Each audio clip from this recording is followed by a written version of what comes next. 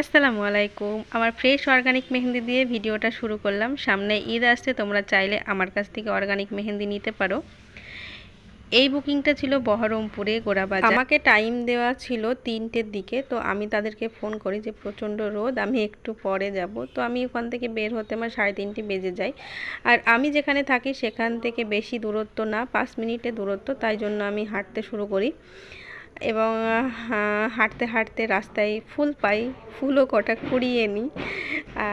এই যে এত সুন্দর স্মেল, মানে বলে বোঝাতে পারবো না, দারুণ স্মেল। এটার নাম আমি অবশ্য জানিনি। এবং তাদের বাড়িতে পৌঁছিয়ে যাই, পৌঁছিয়ে গিয়ে আমি এই যে একটু ভিডিও করে তারপরে আমি বসে পড়ি আমার কাজে।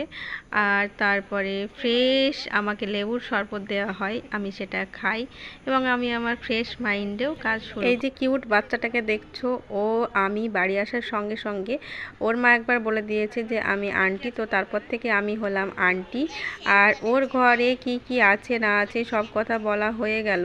আর সব থেকে আমার হাসি পেয়েছে যে ওদের একটা অ্যালবাম আছে, তো সেখানে সবাই আছে, আমি নেই। হ্যাঁ, তো আমি ওকে জিজ্ঞেস করছি যে আমার ছবি নেই, তো ও বলছে তুমি তো তখন আসোইনি, তোমার ছবি কি করে থাকবে। ও বেশ সুন্দর কথা বলছিল। আর যখনই আমি ক্যামেরাটা অন করি তখন আর কিছু বলছে না, মানে টোটালি চুপচাপ হয়ে গিয়েছে। ওকে আমি বারে জিজ্ঞাসা করছিলাম যে বলো তুমি কি বলছিলে ঘরে, মানে সব রকম। ও যেহেতু সব কিছু বলছিল, তো আমি ওকে জিজ্ঞেস করছিলাম, ও কোনো রকমই বলছিল না কথা। তো যাই হোক, তারপরে আমি ওকে মেহেন্দি পরিয়ে দিই। আর এত সুন্দরভাবে পোজ দিচ্ছিল, মানে প্রচণ্ড সিরিয়াস ছিল। তো যাই হোক, তারপরে আমি আমার কাজ শুরু করি। তো তাদের ডিজাইন আমাকে পাঠিয়েছিল, তো সেইভাবে দিচ্ছিলাম আমি। আর আমি আমার মতে মেহেন্দি পড়েছে আমার কাছে। তো তাদের একটা পুচকু বাচ্চাও ছিল, আর একটা পুচকু বাচ্চা ছিল। তো সে তার মাকে পড়াচ্ছিলাম আমি তখন। তো সে খুবই কান্না করছিল। তো কান্না করতে করতে তাকে একবার পড়ায়, আবার তার একবার বোনকে পড়ায়, এইভাবে যাই হোক কাজটা কমপ্লিট করেছি। আর সেদিন কাজ করতে আমার এত ভালো লেগেছে, মানে বলে বোঝাতে পারবো না।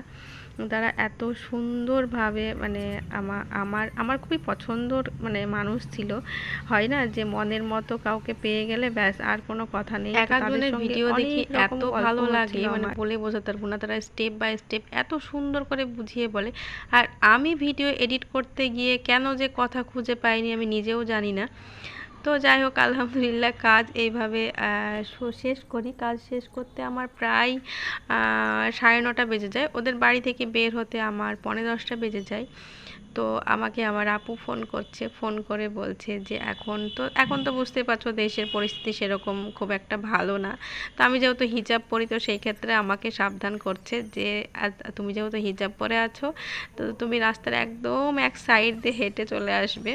তো আমার আপার ছেলেকে পাঠিয়ে দেয়, ও আমাকে নিতে আসে। অনেকটা লেট হয়ে গেছিলো, সেই কারণে আমারও একটু ভয় লাগছিল। তো যাই হোক, রাস্তায় অনেক লোকজন ছিল, সেরকম কোনো ব্যাপার ছিল না। তারা আমাকে বলেছিল যে তোমার কোনো অসুবিধা হবে না, আমরা রেখে আসবো। তো আমি তাদেরকে বারণ করি এবং আমি নিজেই হেঁটে চলে আসি, কারণ সেখান থেকে আমি যেখানে থাকি সেখানে খুব একটা দূরত্ব না, অল্প রাস্তা। তো যাই হোক, এখানে বিয়ে যাচ্ছিল, মানে বিয়ে হচ্ছিল, তো বর যাচ্ছিল। আর এই কাজটা ছিল মে মাসের 8 তারিখে। আর ঠিক এইরকমই ছিল আমার জার্নিটা সেদিনকার।